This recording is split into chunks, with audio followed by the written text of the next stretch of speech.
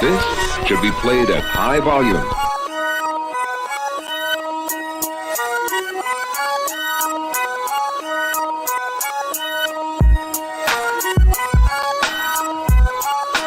Welcome to Outta Pocket. Here's your host, Michael Davis.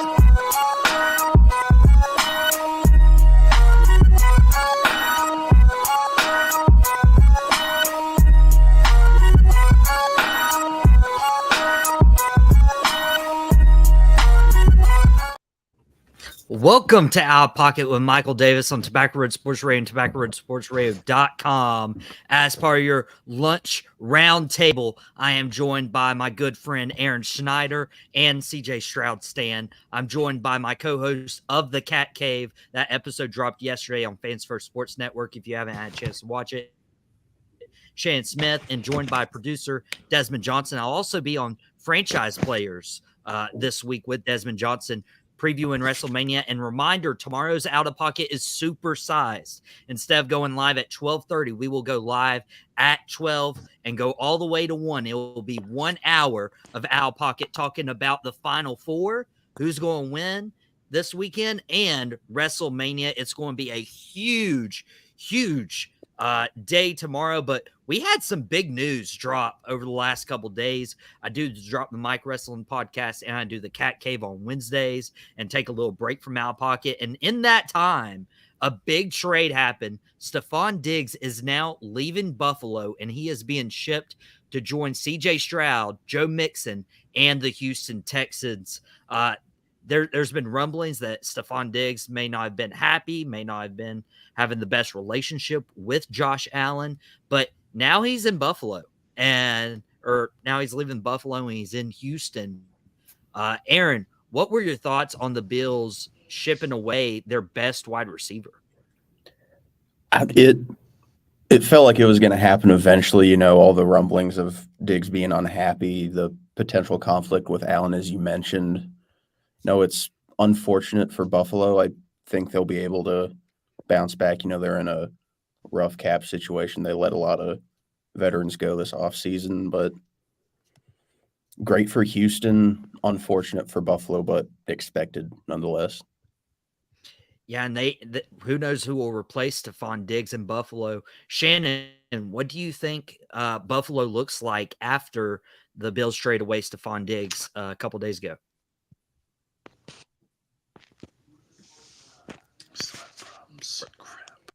Or I might deflect to Dez on this one.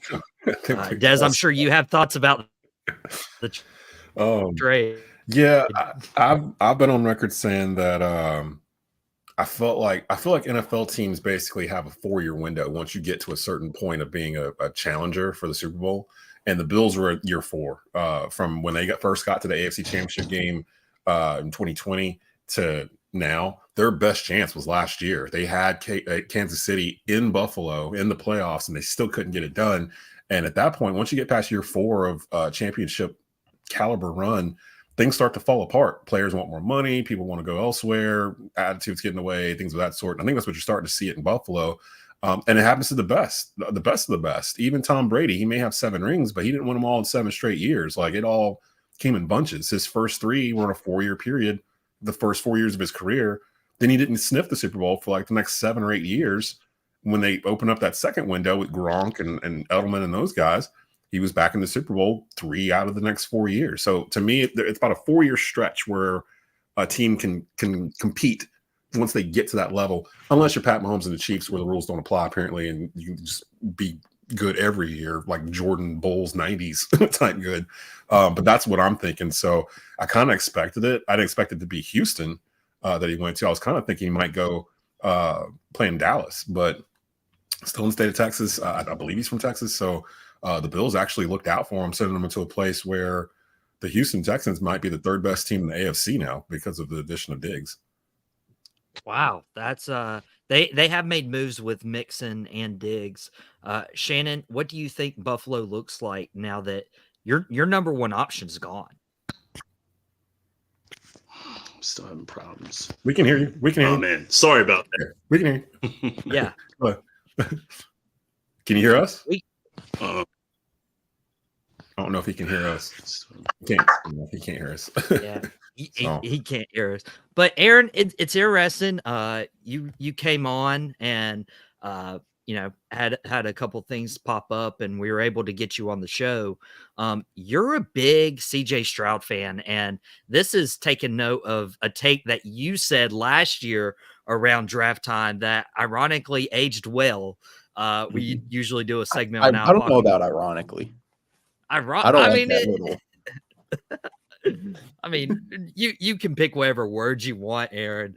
But dude, I mean, when you put guys like Joe Mixon, Stefon Diggs around you, could this help propel CJ Stroud to where he doesn't have a sophomore slump, but he actually continues to build on what he did his rookie year?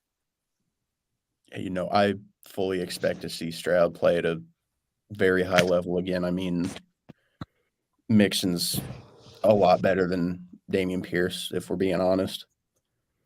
Diggs, I mean, insane receiver, has been incredibly consistent. I feel like Houston has 3 potential number 1 wide receivers. Tank Dell was doing great before he got hurt. Nico Collins showed what he can do. Then you bring in arguably top 5 receiver. I mean, how can he have a slump with that offense? I mean, who knows? Dez is to note that CJ Stroud will have more weapons. And I'll be honest, last year when the Houston Texans drafted Stroud, I was like, this dude's going into one of the worst situations. He would have been better off in Carolina. Hindsight, the Panthers offensive line just didn't, protect Bryce Young. So we don't know what Bryce did, but I think Stroud exceeded expectations last year. Do you think he can exceed those expectations this year? I definitely do. I have a kind of a hot take, out of pocket, if you will. I could see Stroud making a push for Offensive Player of the Year, honestly. Oh. Yeah. I don't know if that's that really out of pocket, to be honest. He was kind of in the running for MVP this year, wasn't he? Mm-hmm. I don't know about MVP. He was in there. He was in there. Dak should have won MVP if we're all being honest. Hush. What? No. That's out of pocket. What? No, it was not. But in your defense, though, Mike, until December, he should have won MVP until December. That's when stuff started crumbling like it always does with the Cowboys around December. And Philadelphia almost gave you a chance to do so. So that's another thing. What? Hopefully that was towards Shannon. No, it was towards you. Like, Dak MVP. Like, what are you talking about? What did he do in the season to warrant MVP chatter? Like, what did he do? Not to mention that he led the Cowboys to an NFC East crown. Not to mention that he had better stats than Lamar Jackson. Because that wasn't really the Cowboys. Wasn't that the Eagles collapsing? They were like 10-1. And they just the bottom fell out. The Cowboys had a good year. But it also what are you helps guys when talking you about? play back here. Washington and New I'm not York. debating the Cowboys had a good year. They had a good year, regular season, but Dak had a good year. not MVP. You guys cannot be serious right now. Philadelphia. You guys cannot be serious. Dak's a top 10 quarterback, but he wasn't an MVP caliber quarterback last year. Like, I don't remember that. I remember him playing better than he did the year before. He had less interceptions, which was odd for him to have. But hell, in the NFC, you could make the argument Brock Purdy had a better year than Dak Prescott did. Well, Purdy was number 1 in passer rate, and Dak Prescott was number 2. Dak Prescott took care of the ball this year. Finally. Yeah. Finally. His stats were better than MVP. That went to Lamar Jackson. And if you're making the argument that Dak didn't have the weapons around him, or Dak had the weapons around him, Lamar had weapons around him, like Odell. Lamar had the best record in the whole league, though, didn't he? When the Ravens weren't they the number 1 seed? Yeah, number 1. Yeah, they were. That's more important than passing stats. Like, you know what I mean? Like, he led them to the 1 seed. What was Dallas in the NFC? It was like we were like 3 or 4. We were 2. No, they were the 2 seed because we were 2. We were too. But we had a Philadelphia- tied record with San Fran, and then Mhm. San Fran beat us in the head-to-head matchup, and that's why. But Mm. you're acting like Baltimore had like a much better record than Dallas. It was only separated by one game. Like Dak for MVP, he finished second in MVP voting. Like, and in my Not bad. mind and some others, he should have been first. And honestly, no Cowboys quarterback has ever won the MVP award. Ever. So when you think of Troy Aikman, when you think of Roger Staubach, that's kind of crazy. That nobody ever won. Romo placed third in MVP vote in the year that Peyton Manning won it, and Peyton just completely went off in Denver. But Dak for MVP does not sound like a hot take. And Aaron, do you think that CJ Stroud could contend for that MVP this year? You said offensive player of the year. I honestly wouldn't be shocked. You know, like Desmond said earlier, Houston, arguably top 3 team in the AFC. I don't see why they couldn't make AFC championship, maybe even a Super Bowl, depending on how the season shakes out. But offensive player of the year, MVP, I think Stroud easily pushes for either one. It helps they play in the cupcake division also. It helps they play in the not Just so like great. Dak Prescott. Yeah. Well, Jacksonville's on the come up too, so that could be interesting going forward. And we still don't know exactly what Indy has because your boy got hurt real early. Yeah. So, but yeah, Houston's taking some steps. It all runs through Mahomes though in the AFC. Like it's Jordan and the Bulls in the '90s in the Eastern Conference. Like you've got to go through them, and I don't see anybody going through them anytime soon. And it's I because think it's natural. It's because the draft. It's because they draft so good. That's why. Yeah. Free agency's dope. Free agency's cool. I like the moves that Houston's making because they're making great moves, getting a 11+ yard receiver and then getting a 1,000-yard rusher. They're building their offense. They've got their coach and they've got their quarterback. So Nick Caserio is doing a good job of building the squad, but the draft is the main ingredient. Yeah, and Chris brought up in our YouTube comment section, you guys can comment and be a part of the show. Say hey, say what's up, bring up a question. Chris said, do you think that AFC will be too strong for Houston to get to the Super Bowl? Des has already alluded, like Kansas City runs that AFC. Shannon, do you see any other AFC team giving Houston a run for its money? It was Buffalo until they took their best receiver. But I still say it's got to be Kansas City or bust. I mean, Mahomes is the MJ right now. I believe he's the MJ. And so until Ric Flair said it best, to be the man, you got to beat the man. And no one has beat the man yet, except for Tom Brady. He's retired. So here we are. And until you reach the amount of rings that Tom Brady has, I don't think anyone can consider themselves the GOAT, except Roman Reigns. We'll talk about that tomorrow, I'm sure, on Supersized Out of Pocket, covering that as well on Fans First Sports Network. That article should drop probably today or tomorrow.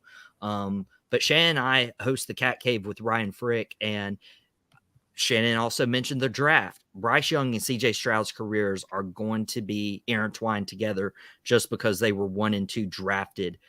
Shannon, when we are looking at what the Panthers are building around Bryce, should they be doing it like the Texans and going to get a star wide receiver, going to get one of the top running backs in the league and Joe Mixon? Or are the Panthers doing it right by building that offensive line first? Build the offensive line first. Dan Morgan has a prime chance now. And this is what you got to look at in comparison to Houston. Nick Caserio is in year 4, and Houston just made the playoffs this year.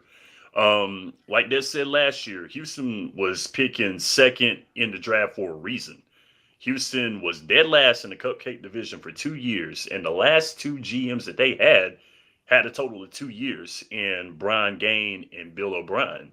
So Dan Morgan has a prime chance to do this, and he's doing well by doing that, getting that offensive line. But it's got to be the draft, because look at, once again, Kansas City building the draft.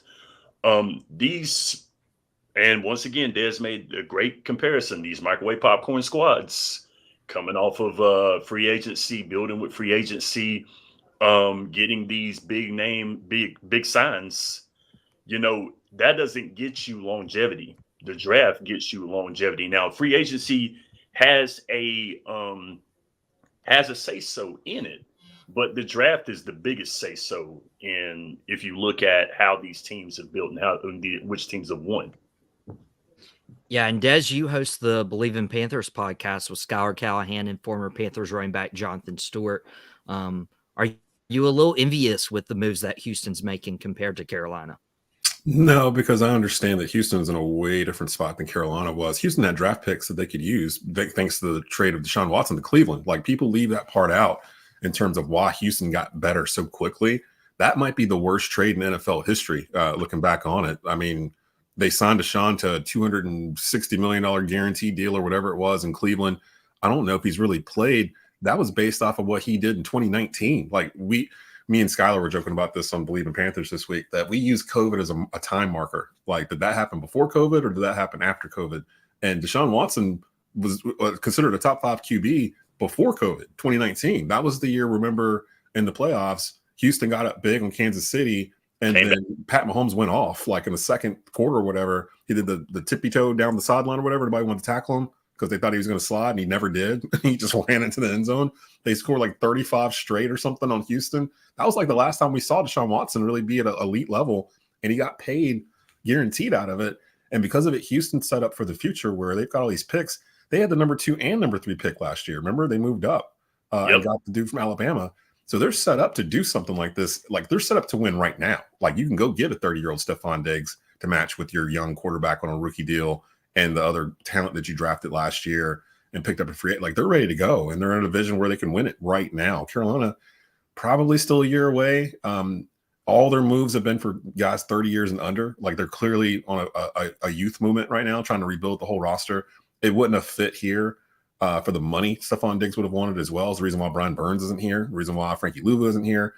We turned $30 million that Brian Burns wanted for one season into 3 starters. Like, we're playing Moneyball in Charlotte pretty much. And it just wouldn't have worked with Stefon being here.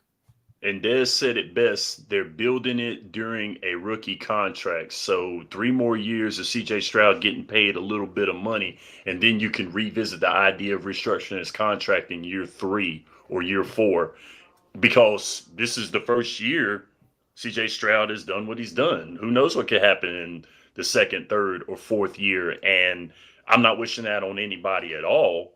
But we don't know what's going to happen in the next three years. Look at Joe Burrow right now. Joe was nursing injury because he's got a bad offensive line. Yeah. And we don't know what's going to happen with someone of a CJ Stroud or a Bryce Young, respectively. And you have to protect your franchise quarterback at all costs. Now, Des brought up, maybe that was the worst trade in history of the Texans. That might be a really good out-of-pocket segment here in the coming weeks. We might find a time to analyze the worst trade in NFL history. A couple come to mind, but I'll save that for another time, because we got to get into the news that LeBron kind of, tipped his hand, said this probably isn't his last year. He's probably going to go for 2 to 3 more years. He is already the all-time leading scorer in the NBA. And I already said my piece. I talked like 30 minutes at a gas station yesterday about this topic alone and was like, hey, I really need to touch on this on Out of Pocket. So that's why we're bringing it up. So the question is, like, LeBron's played a long time. He got drafted in 2003. What do you guys expect to see out of him for the remainder of his career? Does he win any more championships? Is there a chance that he leaves the Los Angeles Lakers and goes somewhere else before it's all said and done? Aaron, what are your thoughts on what to see from LeBron in the later years of his career? He's 39 years old, putting up 25 a game. So he's still going to play at a high level, but the West is so deep, so competitive. I don't know if he's going to get through there with the Lakers. It's not a knock on him. The Lakers aren't a bad basketball team. There's just too many good teams in the West. The West is stacked just like the AFC is stacked. And Chris DeLuca mentioned that earlier in the show when we were talking about, what the Houston Texans have to deal with in the AFC. Shannon, you've gotten to live through the Jordan era. You've gotten to live through the Kobe era. You're living through the LeBron era now. What do you expect from LeBron here in his later years? Does he win a championship? Does he leave the Lakers? I don't think he wins another championship, but LeBron is still going to pad his stats and still be considered a threat in the league regardless. And I will say this, since you brought up the fact of my age, I think Sorry. no, that's not a bad thing. I wear my age well, man. Come on now. T. Hanley's been good to the face. Yeah.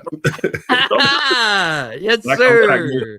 I like when people say you don't look 37 years old. I love that stuff, man. That's great. Talk to him. But on a serious note, looking at that, I've heard fans over the years talk about, well, it's not been the same since Jordan left the league. And that gets on my nerves because there is so much greatness in the NBA right now. Yes, the game has changed. It's different from what me and Dez and you and Aaron have seen. The game is changing every year, but the same concept is put the daggum ball in the hoop. It doesn't matter how you do it. You get it in there, that's what you do. And last time I checked, LeBron James has put the ball in the hoop more than anybody else in the NBA ever. And that deserves greatness within itself. So you can't sit back here and negate LeBron being not one of the best basketball players to ever play the game. Whether you like what he done, jumping around to different teams, winning championships or not, you can't tell me that teams have not tried to stack themselves up to put themselves in the best advantage to beat LeBron James, regardless of whether you like the guy or not. You got to appreciate the greatness. And I wish Carson was here because he would probably say the same thing. Mhm. You can't negate greatness no matter how it's been obtained. So I think it's silly to deny LeBron a GOAT conversation. I think that's silly, but he's still going to be playing at a high level. He might not win another title, but LeBron at the end of the day will be in that top 5 or 10 or 2, whichever one you guys think. So he might still be having a losing record in the finals, potentially. Yeah. Des, you're a big Lakers fan. You said we should appreciate LeBron while he's here. What do you expect for him as he finishes his career out? I don't think the Lakers are going to be able to win another title. If they do, it would be this year, and if they do it, they'd be a low seed trying to get to the finals to do it because they're in the play-in right now. Basically, without LeBron, I don't know if Anthony Davis is enough by himself to lead it. Like, what's going to end up happening? LeBron is kind of the same situation Kobe was in at the end, except Kobe wasn't winning games. The Lakers are very loyal to their stars. Like, to answer your first question, I don't think he's going anywhere. The Lakers is his last stop. He's not going to place else. There's a reason why he's in LA. All of his businesses are there. He's branched into media and podcasts and things of that sort. That's kind of what's going to be doing after basketball, and that's right around the corner. I could see him.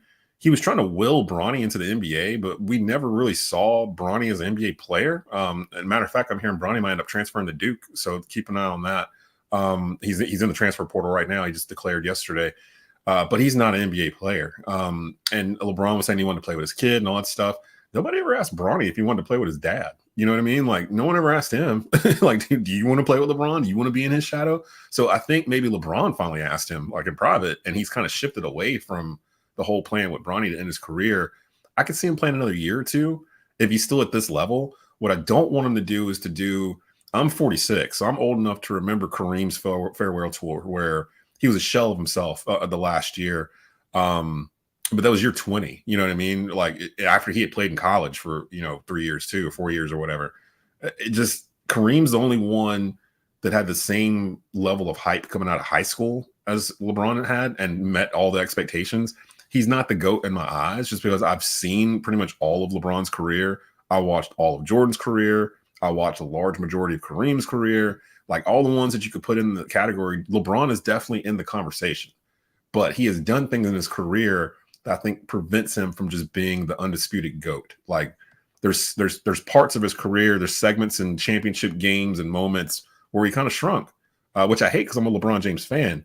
But I can't surpass him past what I saw. Like, I watched greatness with my own eyes. Like, I can't erase it because someone's telling me this guy should be better because he's newer. Like, that's kind of the argument to me. Jordan did things where it's like, I haven't seen anybody do since. And he was playing in an era where it was harder to get to the cup. Like the defenses were more packed in. Like everything's so spaced out today that Jordan probably could average 25 points a game at age 45 or whatever if he's playing in today's NBA, because there's really no defense compared to the way it was in the 80s and 90s. So it's a completely different game, and it's going to allow LeBron to play longer than he probably could have if he played in the 80s and 90s. He would have been too banged up at this point to continue on. And the way the game is played now, he probably could play another 3 or 4 years if he wants to. The question is, does he want to? And the longer he stays, I think the longer it hampers the Lakers to build around Anthony Davis. And that's ultimately what the ultimate plan was LeBron was going to hand the torch to AD. AD becomes the man. You bring in another star to pair with AD, and you go from there, and you kind of restart everything. But you're running through AD's career at this point. So I don't know what happens going forward as a Laker fan. But yeah, LeBron's definitely in the conversation, top 5 all time, top 10 all time. He owns the record. So, I mean, he's going to be there. But is he the GOAT? No. And we've had this discussion a bunch of times, and the reasons are out there. People know. But LeBron, maybe a year or two, but I don't expect the Lakers to win a title. In the Jordan era, though, there were many people who sat at the table, but everyone knew who was at the head of the table. Yeah. But in the LeBron era, there were guys who could have taken LeBron's spot at the table. Steph Curry was one of those guys. Kawhi Leonard. Yeah, exactly. So I mean, there's been players over LeBron's 20 plus years where you could say that player was the best player in the league that year. Like, hell, Kobe Bryant was the best player in the league from 06 to 2010, 2011, somewhere in there after they repeated. That's a chunk of LeBron's career. Steph Curry beat him in the finals 3 times or whatever. That's a chunk of his career. Like, I can't say there was a stretch past 86 where there was a player better in the NBA than Jordan the year he was playing. Like, and the players have said it. Like Magic, Bird, they've all, like, even before he won the titles, he's it. His footwork, his shot, all that. He's the complete player. Like, they were saying that in 88. So, like, and that's from the players. So there's a difference. People try to make a comparison the same, but there's a huge difference between LeBron and Magic and Bird and these others to Jordan. Like, in my opinion, like, there's just a different standard. Yes.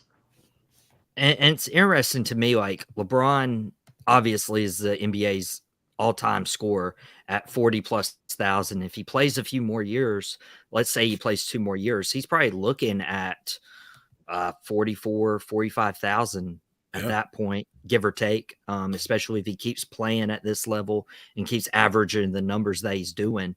One guy that's like 30th on the list is Steph Curry, and he's got like 23,000 right now. And with Curry shooting as many threes as he does, but is he going to play long enough to actually reach 40 to 45,000? Who, Steph? Steph is 37, I think, right now. He came in the league at 09. And he knows when to go. He played 3 years of college. And he knows when to go, which is one of those things. Like, Steph Curry knows when to sit it down. Like, you can kind of tell right now he knows. Man, yeah, the Warriors are struggling in terms of interior. Like, they're going to have to break this thing up, I think. Yep. Like, I think they've rode a year too long. If they want to keep Steph. It's sad, man. It's sad to see it, but he knows it's a wrap. He knows it's over. LeBron, on the other hand, kind of feels like he's in his second childhood. Let me throw this dead fish in the room real quick before the show ends. If given the opportunity, would you trade LaMelo Ball to Golden State for Steph Curry? Sure. The money that matches up. You can almost do it head up. Sure. I don't know if the Warriors I don't know if the Warriors hate that just because of how much Curry means to that team in terms of marketing ability. But if Curry's like, I want to be traded. history. If Curry's like, I need to be traded, you got to kind of look around and who could actually pull off the trade. Charlotte could pull it off just straight up.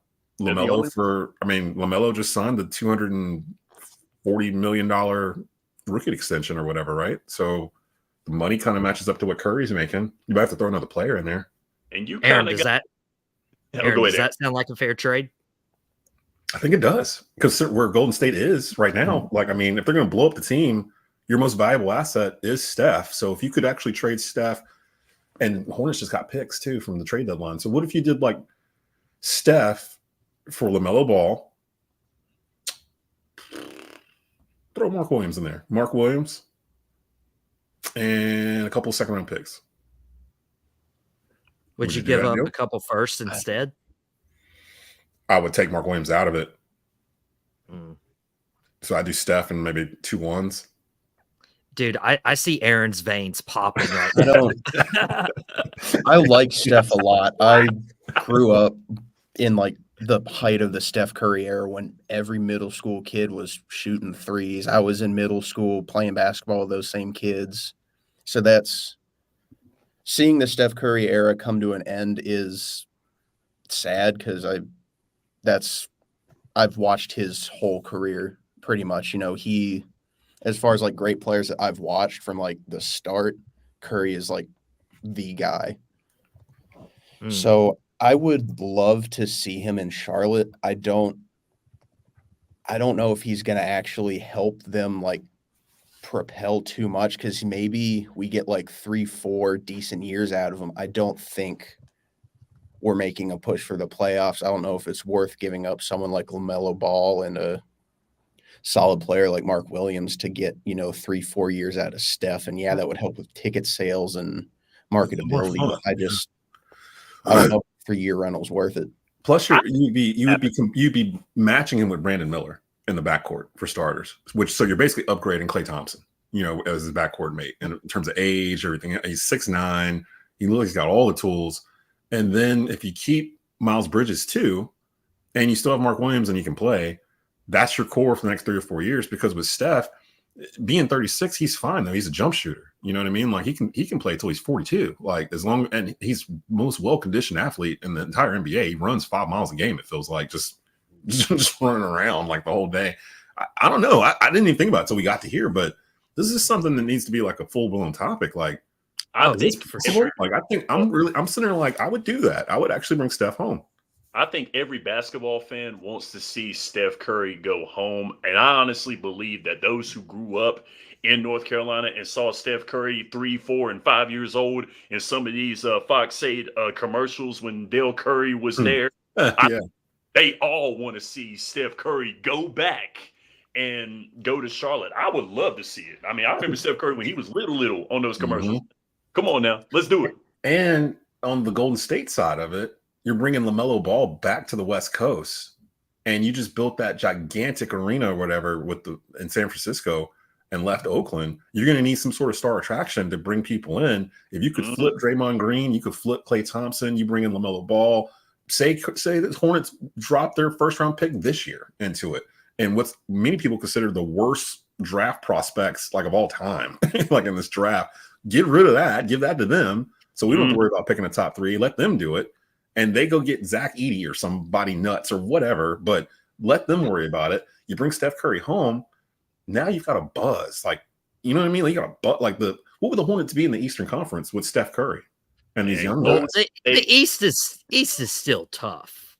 Yeah, like the East is still a tough but it's conference. not the West. I mean, you don't have Memphis and all these young teams floating around in the East. It's all kind of teams that were young, like Boston, have gotten older as they've gone on, like 27, 28-year-olds. Minnesota and Memphis and OKC, they're going to be here for the next 10 years.